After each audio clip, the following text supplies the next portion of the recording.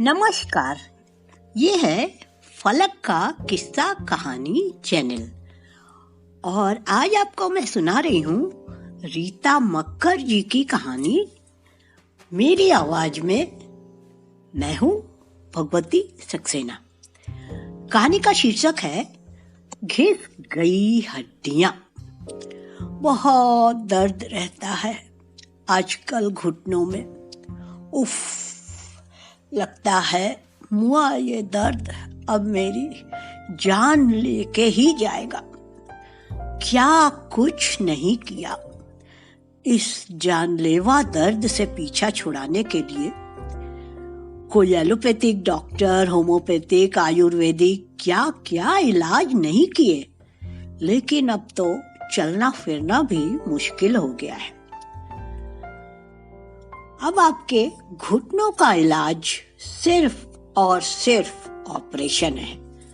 आखिरकार बड़े हॉस्पिटल के डॉक्टर ने बोल दिया। अब कोई चारा भी तो नहीं बचा था इसके सिवा। अगर जीते जी इस दर्द से मुक्ति पानी है तो एक यही हल बचा था, वो भी दोनों घुटनों का ऑपरेशन एक साथ। बस डॉक्टर, एक बात पूछना चाहती थी आपसे। आखिर क्यों घुटनों की ऐसी नौबत आ गई?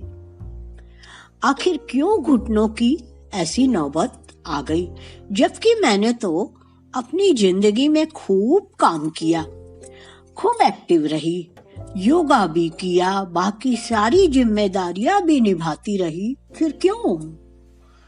बस यहीं पे तो आप लोग गलती करते हो।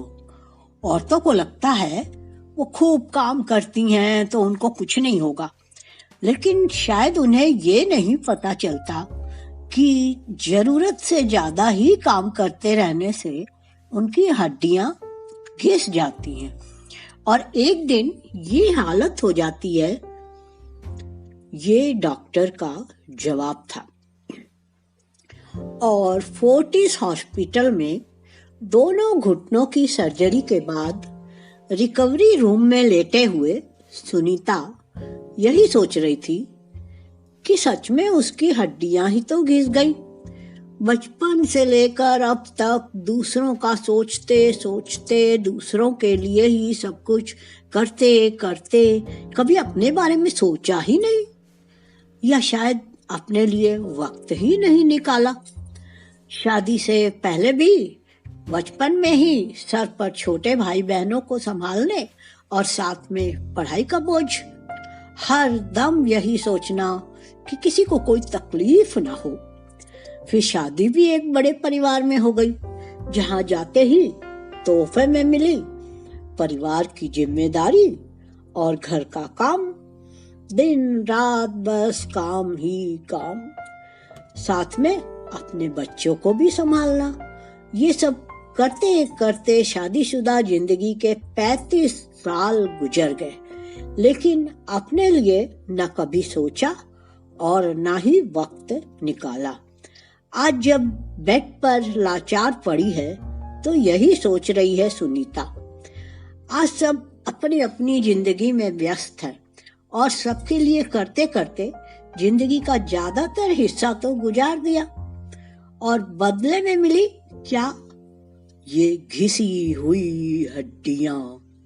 उफ, ये दर्द।